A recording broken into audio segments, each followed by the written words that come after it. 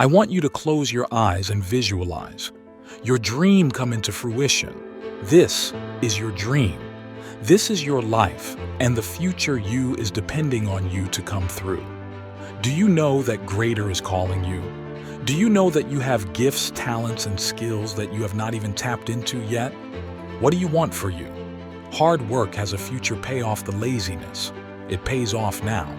I know sometimes life will get the best of me, but I guarantee you I won't quit. I guarantee you I won't give up, because in the long run, life will see the best of me. Failure is only permanent if you choose not to get back up. Every challenge is guiding you to your next breakthrough. So don't run from difficulty, run to it, and what you do today will determine your future. It's not easy, but it's worth it. They're going to be nice. You're going to cry yourself to sleep. There are going to be times you're going to want to throw in the towel. But if you keep going, your future self will thank you. I sit where I met today because of all of the perseverance, because of all of the long nights, because of all of the no's that people told me over and over again that I refuse to let break me. Judge a person not by what they accomplished, but what they had to overcome for their accomplishment. People that are hungry have zero excuses for not pursuing their dreams, and they come back again and again and again. They operate like Willie Jolly, who said that a setback is a setup for a comeback. I've got a saying that life knocks you down. Try and land on your back, because if you can look up, you can get up. I'm training people to get into their greatness, to begin to develop the courage to pursue dreams beyond their comfort zones. Because in order to do something you've never done, you've got to become someone you've never been. When you're pursuing your greatness, you don't know what your limits are, so you act like you don't have any. There's never a shortage of opportunities, it's just a shortage of thinking. Because some things are taught and some things are caught. When I was in the 5th grade, they put me back from the 5th grade into the 4th grade. I failed again in the 8th grade. I have no college training. So, being identified and labeled as DT, the dumb twin, it gave me a lot of things to overcome. And so there was no one to dispute what was said about me, and I bought it, even if you were told a lie. Faith comes by hearing and hearing and hearing. You hear it often enough, it becomes your reality. Perception, not challenge, becomes real for you. Someone's opinion of you does not have to become your reality. So if you can track failure, you can also attract success. You have greatness in you. I don't know you, but here's what I know based upon my own experience. You have greatness in you, that you have the ability to do more than you could ever begin to imagine. You have greatness in you. There's a presence in each and every one of us that waits and listens to the voice of the genuine in yourself. It will be perhaps the only guide you will ever have or hear. And if you cannot hear it all of your life, whether it be spent on the ends of strings that somebody else pulls. When you recognize your greatness, no one will ever pull your strings. You are different.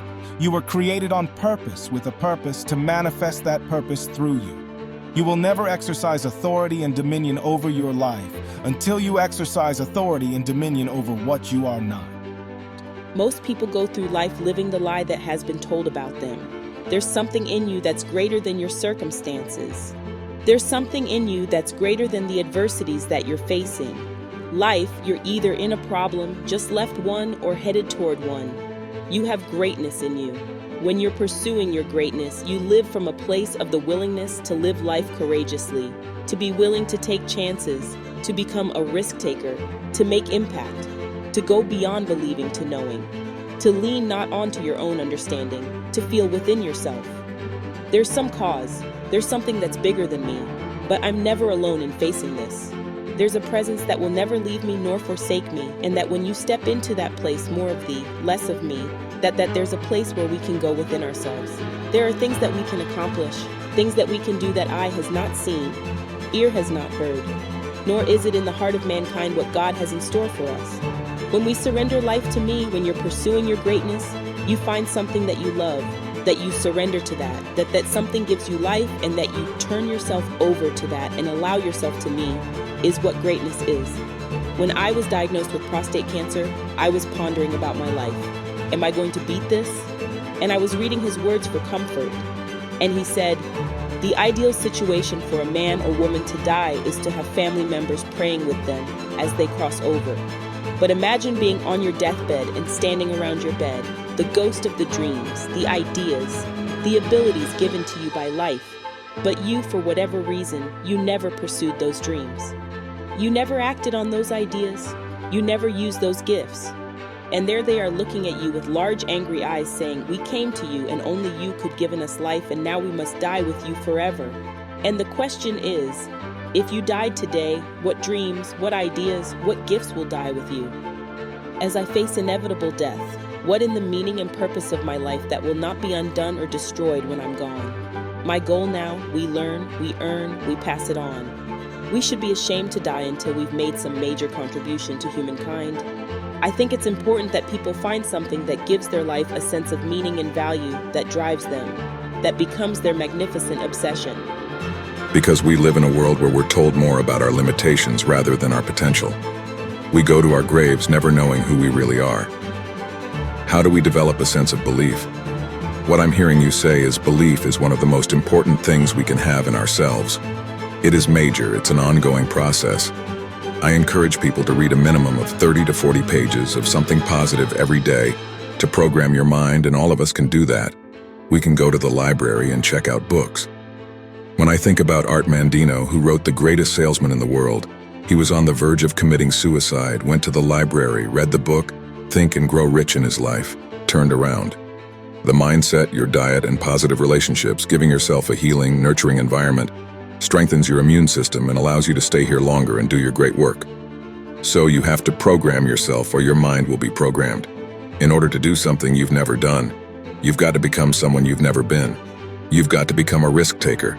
This God said, if you're not willing to risk, you can't grow. And if you can't grow, you can't become your best. And if you can't become your best, you can't be happy. And if you can't be happy, then what else is there? When you find something that you love, you will study it. Something that you love that becomes not just confident, but you will become competent on that. I pour myself into it. I lose myself into it because it's not about me, it's about the audience. Ask for help, not because you're weak, but because you want to remain strong and don't stop until you get it. I tell people, you're going to face few turns. But I affirm, no matter how bad it is or how bad it gets, I'm going to make it. You don't get in life what you want, you get in life what you are. Develop your communication skills, because once you open your mouth, you tell the world who you are. It's live a life of contribution. Decide that you are going to live your life in such a way as Harsman said. You should be ashamed to die until you've made some major contribution to humankind. And I want to find other people who have that kind of magnificent obsession, who have that kind of conviction about their lives, who want to make that kind of model in their lives. Can I, with the time that I have left, amplify and train and multiply voices of hope and create a better world? Do I have enough time to do that? And we all have an expiration date, so live your life from a place of love.